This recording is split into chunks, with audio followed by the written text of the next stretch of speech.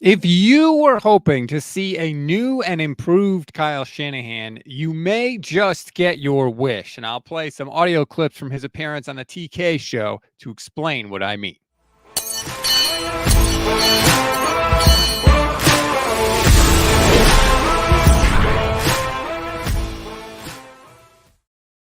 What is good, everybody? Welcome to another Gold Standard podcast on the Gold Standard podcast and the Fans First Sports Network. I am Rob Stats Guerrero here flying solo today because Grant is actually at practice right now. Usually Grant Cohn joins me on Wednesdays, but of course he is at practice, so you are stuck with me. But don't worry, I have a big show for you today because Kyle Shanahan gave an interview on the TK Show podcast, and he said a ton of interesting things.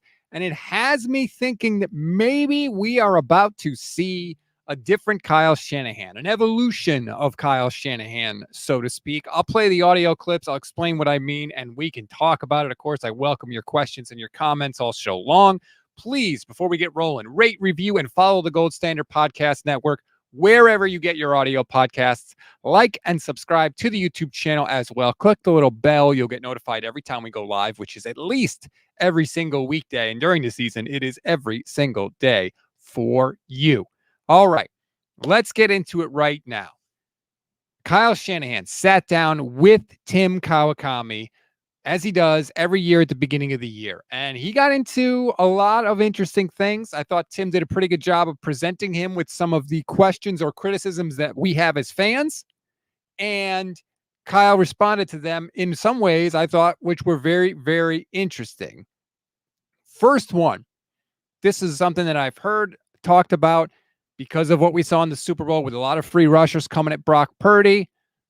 Can Brock Purdy change the protections at the line of scrimmage? That was the question. Everybody thought no. Here was Kyle Shanahan's answer. I did. I threw it out to him. Oh, I'm sorry. I played the wrong cut. Off to a bad start. All right, here we go. Here was the answer. He has the same responsibility every quarterback I've ever coached has. It's so, like Matt Ryan changed protections his whole career. And then he got with me and he's like, I can change that. I'm like, go ahead. If you see it, change it. Pick it up. Much rather throw deeper. But we have an offense that's built to where you don't have to. You're hot. You can't just throw it to Julio for a 5-yard gain. And they are bailing at that time. And I bet you Julio turns it in a 13-yard gain. And if you do that the whole game and you just trust that we have an answer, now your mind's a lot more clear and you can play at a higher level. But go ahead. If you see something, dude, you always have freedom to make something better. But usually the more they get confidence in your offense and the more they see it, they're like, man, why would I waste my mind trying to fix this play?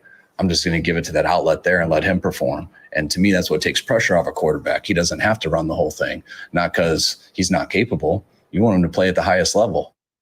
All right. I thought that was a really good and interesting answer from Kyle Shanahan because the thought was, I think the prevailing thought is that Brock didn't have the freedom at the line of scrimmage, but that's not the case. Kyle said he has the same amount of freedom that every quarterback has ever had. And he even went on later in the podcast to tell a story where Kirk Cousins in Washington was like, hey, I've seen some things, can I change stuff at the line of scrimmage? And Kyle said, go ahead. So Kirk did it a couple times in the game. He actually did it 3 times, Kyle said. It worked 2 out of the 3 times. But afterwards, Kyle says Kirk went to him and was like, damn, that was really hard to do. Do I have to keep doing that? And Kyle said, I never wanted you to do it in the first place. And so Kyle's explanation is like, look, you can do that, but it's so much harder and it requires so much more of a quarterback that it possibly affects their play after the ball is snapped, right? It affects them. It hurts them in other areas and makes them overall less effective. Kyle's thinking clearly, as he said there, was, I want you to play as fast and as good as possible. So let us fix the problem, right? Let us worry about all that stuff. You just worry about the physical aspects, getting the ball on target, on time, all of that stuff. And I have to say, that makes sense. Now, I see this comment from Andre, YouTube channel member. Shout out to Andre and all our YouTube channel members. Cynthia, see you left a message in the chat. What's up? Appreciate every single one of you. If you want to become a YouTube channel member, please do. It's less than $3 a month. You get priority comment response and a bunch of other stuff. Please support the show. Andre says, there's no way Kyle gives any of his quarterbacks that much power. Look, unless you just want to say Kyle Shanahan is a flat out liar okay. You can choose to go that route. I don't know why he would lie about this specifically. And I feel like at this point, like, you're going to have to provide proof that you know that he's lying, because he was directly asked. He gave an answer. I don't see the benefit he gets from lying about it. We can also ask Brock Purdy about it too and see what Brock says. What do you think? Kyle's going to go to Brock behind the scenes and be like, hey, if anyone asks you if you could change the play at the line of scrimmage, just tell them yes. I don't see that happening. So I disagree with Andre there. He's kind of right.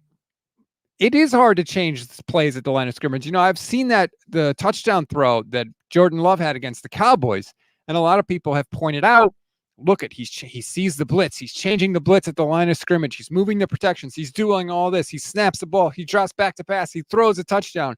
Awesome. Really high-level play from Jordan Love. And it is great. Kyle's telling you, what if the quarterback just didn't have to worry about that? What if we built the offense in such a way that the quarterback doesn't have to worry about that and he can just concentrate on throwing touchdown passes? Wouldn't that be easier for the quarterback? And I think the answer is yes. I think it is easier for the quarterback. So, I kind of agree with Kyle at that point. And this wasn't something that he came to on a whim. It wasn't something that he just woke up one day and decided to do. Kyle went on to explain why he believes that the offense should be structured and set up this way. I started my career with John Gruden. His philosophy was, we will never throw hot. And so we worked on every blitz pickup. And the best guy I've ever seen in the history of football deal with it, that I wasn't with, but watching the film and John tell me, was Rich Gannon. And he was unbelievable at it. And so he never tried to throw hot. Well, you have to have a fake dummy count. You have to have all this fake stuff. You got to work on it all week. And that's just a philosophy. Then I went to Gary Kubiak, and they didn't allow the quarterback to change protections. And I was the quarterback coach. So I'm trying to figure out how this is going to work, because all I knew was Gruden, and we changed everything. And now Gary didn't want to change anything. And I'm like, oh my God, like, how many times are we going to be hot all year? It came up, but not what I thought. I was like, holy cow, we didn't have to coach the quarterback on all that stuff. And you know what? It hurt us 3 or 4 times. But man, we were a lot better at other stuff. How will I be when I get my opportunity? And I see myself somewhere in the middle. I love that answer from Kyle. And I felt like it was a more expressive or more willing to explain things Kyle Shanahan. I feel like there was a real difference between Kyle in a press conference and Kyle in this interview. And maybe that's because he feels comfortable with Tim. I don't know. But he didn't just decide to run things like this, to build the offense like this, where the quarterback doesn't have to worry about changing the protection at the line of scrimmage. He built it this way because he saw both sides and decided that this was the best way to go. And that makes sense to me. Every job I have ever had, right? As you move up the ladder, you take things from your experience. You learn from the people ahead of you at the time. You take what you think are the best parts of how they do their job. You get rid of the parts you disagree with, and you create your method for how you are going to do the job when you get your chance. And Kyle just said, I saw when guys had to change every protection and we never threw hot, and I saw when we always threw hot. I saw both sides. In my opinion, the quarterback plays better when he doesn't have to worry about that stuff. So that's what I'm going to do. And I think I made the mistake, and I think others have made the mistake of saying, Kyle, that means he's banning his quarterbacks from ever throwing hot, right? From ever changing the protection. That's not the case. They still can do it. He's still open to that. He's saying you don't have to. We'll take care of it for you. It's kind of supposed to be the best of both worlds, really, when you think about it. Strawberry React says he did give specific examples. Yes, he did. He talked about how RG3 never changed the protections and just went with the offense. And he talked about, like I said, the Kirk Cousins example of when he tried to change things up. And, he did it, but it was very mentally taxing for him. And the other point that Kyle made was basically, the longer the quarterbacks are in this offense, they trust the offense more. They trust you that I'm going to provide those answers for you to deal with blitzers so that you don't have to change the protection. So honestly, I felt like I learned a lot from that. I loved the answer. I liked just hearing the why behind things, right? Like, this is how the offense works.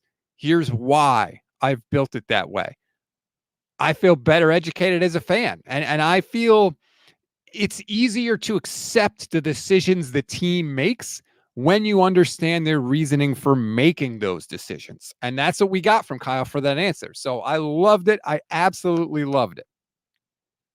And Tyler agrees with me, saying, honestly, effort, understanding this more, Rob, this makes a whole lot more sense on how the offense is constructed. Exactly. Like, yes. Thank you, Kyle. Thank you for educating us, because I feel like that's what fans want, really. We want the why. We want to know why the team that we love, that we live and die for, is making the decisions that they are making. Even if we disagree with them, we just want to understand the thinking behind them, right? And I think when fans question coaches, I think coaches get defensive, or players get defensive, because they feel attacked. And I understand why they would feel that way. But I think in reality, we as fans, or most fans, just want to understand. We want understanding. We don't mean to criticize. We're just wondering why you wouldn't do it in a way that is obvious to us, if that makes sense. I hope I'm doing a good job of explaining this. Tyler says, honestly, Rob, this makes the offensive philosophy of this team makes so much more sense. Him giving all the answers without Brock having to do all the work. Exactly. Kyle is saying, I will do some of the work for you so that you don't have to. I love that. I really, really like that. Moving on. Let's hear a little more from Kyle now. This is the cut I mistakenly played earlier. Tim Kawakami asked him about Bill Belichick. Did you reach out to Bill Belichick? Here's Kyle. I did. I threw it out to him just to, I mean, he loves football so much that you never know what he would, I mean, I can't believe that he's not a head coach of a team right now. I know what I would do if I was an owner. So that shocks me. And the last thing you want to do is insult someone like Bill Belichick. But I know he just loves ball in the simplest form. So I threw it all out to him, like whatever he'd want to do. DC? Yeah. I was like, would you be interested? And he was very nice and appreciative, but he politely turned me down. Okay. This is something that we all talked about, right? When Belichick was fired and the Niners needed a new DC, it was like, hey, you should reach out to Bill Belichick. I said so at the time. I also said I thought there was no way in hell Belichick was going to do that, because I don't think Bill Belichick was going to go have a boss at that point in his career when he's, 70-something years old. He's not going to want to do that, and I get that. But it cost Kyle Shanahan nothing to ask the question, and you never know. Belichick might have said yes. And I give Kyle a lot of credit for doing this. I give him a ton of credit. I have accused Kyle of being arrogant at times, and I think he can be arrogant. This is the complete opposite of that. This shows an incredible amount of humility from Kyle Shanahan. Think about it. Think about, when have we ever seen a coach try and bring in another coach who's way more accomplished than they are to be on the staff, right? Because Bill Belichick is way more accomplished than Kyle Shanahan. Bill Belichick has Super Bowl rings as a defensive coordinator and Super Bowl rings as a head coach. In fact, more Super Bowl rings than anybody. And for Kyle Shanahan to say to him, we need you to make us better. Please, we'll let you do anything you want to do on the coaching staff, other than head coach, of course. But for Kyle to say, we'll let you do whatever you want. We just want you here. We'll let you set the terms. I think that shows an incredible amount of humility from Kyle Shanahan. And I don't know if that's always been there and we just never knew it, or if Kyle felt that after losing his second Super Bowl as a head coach. I don't know. But I think it's incredible. Because think about, what if Belichick said yes, right? Then it's like Kyle walks in the door. He's bringing in Belichick. Everybody in the locker room knows what Belichick has accomplished in his career. They'll see all the rings, because I'm sure he'd probably wear some of them walking in.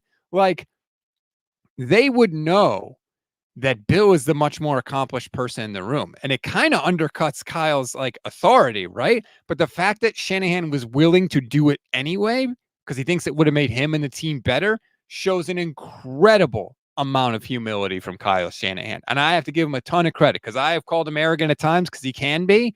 But it would have been a massive, massive move for the team. And it shows that he is willing to do what it takes for the good of the team. And I just thought he deserved a ton of credit for it.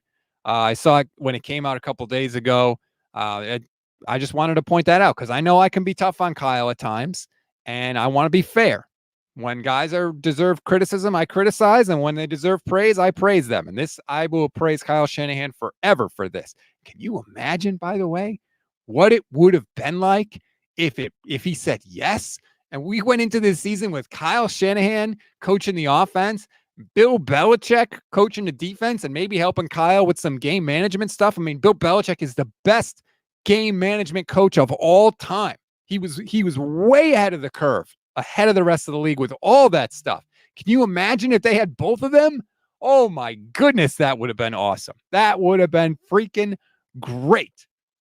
Unfortunately, Bill decided he was going to go help his son Steve out at Washington, University of Washington, I believe, which, I get it, right? As a dad, I can relate to that, but damn, it cost Kyle nothing. It would have undercut his authority, and he still did it anyway.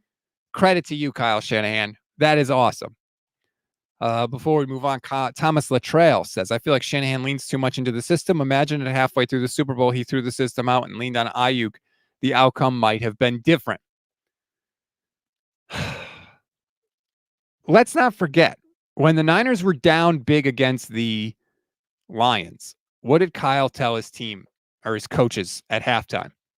Players over plays, right? That's what he was credited as saying, which is not just trusting in the system, right? It's get the ball in the hands of our best guys and let them go to work. And if you look, they went to 23 and they went to 19 for the most part to get them back in that game. So I don't know if it's fair to say Kyle leans too much into the system. I agree they should have targeted Aiyuk more against the Chiefs. I agree with that. But I don't know if that's necessarily Kyle leaning too much into the system. I just think it was him kind of trying to do the same thing. It's just that Debo didn't have a good game, couldn't get open, and was hurt. I think it was more the combination of all of those things. Andre says that's because Kyle is okay with help as long as they don't call offensive plays. Look, other than Andy Reid, you could argue there's nobody better in the league at calling offensive plays than Kyle Shanahan. So, I mean, unless Andy was going to come across the field, you leave the Chiefs and come coach. You already got the best guy you could possibly get, frankly. I know people are talking about the training camp stuff today. We can get into that a little bit, but I want the main topic of this video to be about Kyle Shanahan and what he said on the TK Show podcast, because I thought it was interesting.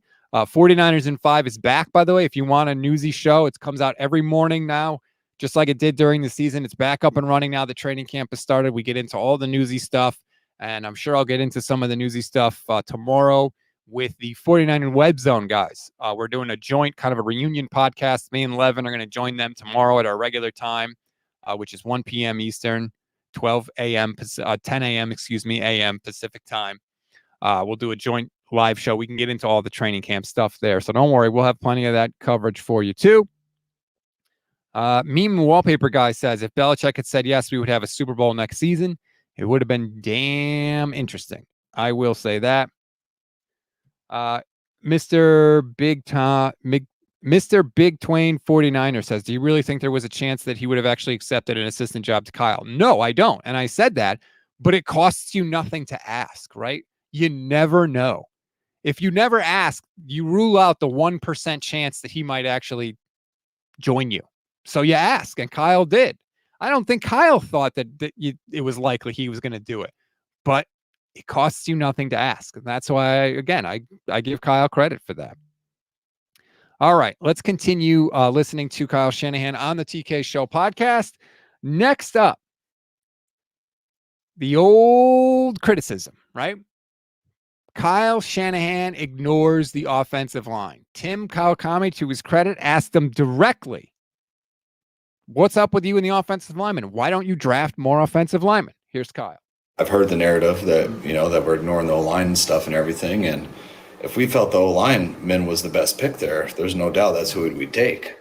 But there's some O-linemen there at the end of the first round that you feel they have just as good of a chance as a guy at the end of the second round. One's a higher prospect and might have a higher ceiling, but I'm not too concerned about the ceiling. I want to know if he's going to be a starting left tackle, a starting left guard, whatever, a starting NFL player. And if you are a starting NFL lineman, I think we can have a good team with you. Now, if we have a bunch of starting NFL linemen, there's no one who can score points. We're not going to have that good of an offense. Okay. Couple of things there to react to. First, Kyle saying, if we thought the O-lineman was the best pick, we would have taken him. Okay, I'm fine with that. If you didn't think those guys were good, or if you thought the guys that were going to be there in the second round has just as much of a chance, great. Didn't love him saying we don't really care about the ceiling. Like, here's the thing. If you shoot for a guy with a high upside and he doesn't quite reach his full potential, he still might end up being really good. If you shoot for a guy whose ceiling is just a starter in the NFL and you miss, you end up with some real deficiencies on the offensive line, which is what Chris Forrester, the O-line coach, said when he talked about this, right? Forrester said, I would rather you take the playmaker and we'll figure it out with the offensive lineman. But he also went on to say, if you miss on a bunch of those guys, then you can really be screwed. So I understand what Kyle is saying, but I don't agree with all of it. He continued to talk about the offensive line. This is the part where I had a bigger issue with. Listen to this. I've never been on a team that was favored to win every game the whole year before the season started. And we've been that 2 years in a row. So what that tells me is people think we got a really good roster. Well, if we were drafting only O-linemen, we wouldn't have as good of a roster. See, okay, that's tearing down a straw man, Kyle. No one is saying you should only draft offensive linemen. No one is saying that at all. No one has ever said that. What they're saying is, yes, you have done a really good job loading the roster up, but we already have those guys. So instead of getting one more of those guys, get an offensive lineman. That's what people were saying. That's what people wanted you to do. They didn't want you to only draft offensive linemen. Nobody's ever said that. That would be ridiculous. They were saying, hey, an offensive lineman helps you way more than drafting another really good wide receiver, right? Or another really good running back. That's what we were saying. So I felt like that, he put up a straw man. And if you don't know what I mean when I say that, he created an argument that was easier to debunk, even though nobody was actually arguing that in the first place. So I didn't like that part from Kyle. I do agree that they have a really good roster. And I agree with his point. Like, they scored 60 touchdowns on offense last year. Nobody in the league scored more touchdowns than the 49ers with that offensive line that we were all frustrated with at times last year. If you look, since Kyle was hired, I believe this offense has the second most touchdowns in the league, second or third most, I think. Again, with offensive lines that we would probably say, I don't know, they're not really that good. So I get what Kyle is saying there. I don't care who was favored in every game. I could care less about that. That is never the goal. It doesn't matter. You could be a 1 billion point underdog in every game and win the Super Bowl. So I don't really care what he was saying about that. But I didn't like that he put up the straw man there, or tore down the straw man, I should say.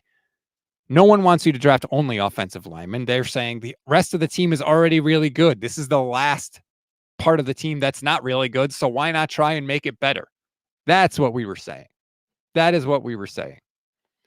Jan says we were one play away from a Super Bowl win. Offensive line is good enough. I think Kyle would say the same thing. I think what exacerbated it is the fact that you had Spencer Burford, a 4th-round offensive lineman who ended up being a starter. And then I know he lost his job, but he ended up being in the game and he screwed up. And so people are like, hey, if you had drafted a better offensive lineman, he never would have been in that spot to begin with, and we might have a Super Bowl. I think that is what has made this whole situation worse. Because go back in 2019 and look at the 49ers starting offensive line when they were in the Super Bowl against the Chiefs. It was Joe Staley and Mike Person, I think, was the right guard. Like, this is what Kyle does. But I didn't like that argument that, well, if you only draft offensive linemen, then you're never going to be any good because you don't have any playmakers. I get that, but that's not that was never the criticism, Kyle. That was never what people were asking for. And as Corey points out, another way to look at that is if the O-line had been better, there would have been more than one play to win the Super Bowl. Again, you can take both sides of it.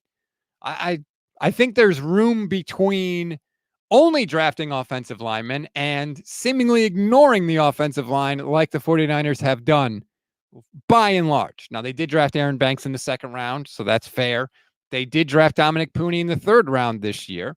So I don't want to say ignoring, but let's say deprioritizing. Let's call it that, right? I think there's a middle ground there. Can we live in that area? I think is what most 49er fans would say. Oh, and Thomas makes a good point in the chat also. The Ricky Pearsall business makes it worse. that was a flat out luxury pick when there were plenty of good offensive linemen on the board. Now, you heard Kyle in that clip say, we thought the offensive linemen that were there at the end of the first round were basically just as good as the offensive linemen that we could get later in the draft. So that would be his counter to what Thomas is saying there. Kyle, he just told you. He said, look, we didn't think there was much of a difference between them. So we thought, why not get the good wide receiver now and one of those offensive linemen? Why not have both? I don't know if Kyle was right. You don't know if Kyle was right, but that's their thinking behind it. We'll have to wait to find out to see who was right, but that's what their thinking was. And again, it's easier to understand these decisions when you know what the thinking was behind them. Anything goes, says Kyle's talking like we draft linemen every year in the first 2 picks. Right. And that's what I'm saying. Like, we don't have to be one or the other. Let's live in the middle. I think that would make everybody happy. Jason Tillman says Chris Jones wrecked us in both Super Bowls. He absolutely did. Chris Jones wrecks everybody, to be fair, but he absolutely did have a huge, huge, huge hand in both of the Chiefs' Super Bowl victories over the 49ers. Anything Goes is back, says Lynch said nobody in the first 2 rounds could beat out our starters. Like, who can't beat out McKivitz? Yeah, I think that was John Lynch trying to puff out his chest a little bit. Like, sometimes John just says things to try and justify their decisions when he doesn't really need to say them. And I think he gets himself into trouble. So, yeah, there are definitely a few John Lynch quotes that you can pull out where you're like, John, you're probably better off if you just never had said that. Just maybe close your mouth a little bit. But those are all the cuts I had from the TK Show podcast. I highly recommend you go and listen to it. It's really good. It's about a half hour, I believe. I thought it was like a very relaxed conversation. Now, there is one part of it that did jump out to me. And Tim says to Kyle, it's like the last question. He said, I didn't prepare you for this, but what's your favorite book that you read all off season? And the fact that he said, I didn't prepare you for this makes me wonder, did he give Kyle the questions ahead of time? Or were all the questions like pre-approved? Now, I don't know. Maybe I'm reading too much into that. I have no idea if that was the case or not.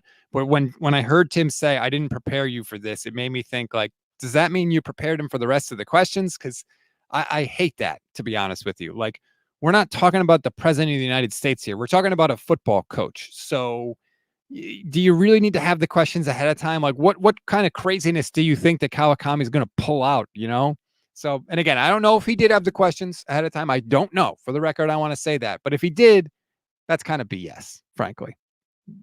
Yeah, I don't really need that. Quickly before we go, we can talk about some of the training camp stuff from today because the Niners are practicing right now, or they maybe just finished practice. I'm not totally sure. Kyle Shanahan spoke, and he said that Trent Williams did not report for training camp and that it's contract related. So there you go. That is the latest on Trent Williams. Trent has no guaranteed money left in his deal, so I'm sure he wants some guaranteed money. He deserves it. Let's be honest. There's no reason why they can't do with Trent Williams what they did with Christian McCaffrey, which was essentially guarantee the rest of the money on his contract and maybe add 1 more year. And they should easily be able to do that with Trent Williams. I don't think this is going to be a big problem. We have seen the 49ers be very nimble when they want to with contracts and act quickly. The Christian McCaffrey deal got done lickety-split. So I wouldn't freak out about this. They're going to get it done. John Lynch is working with Trent Williams' agents to get it all worked out.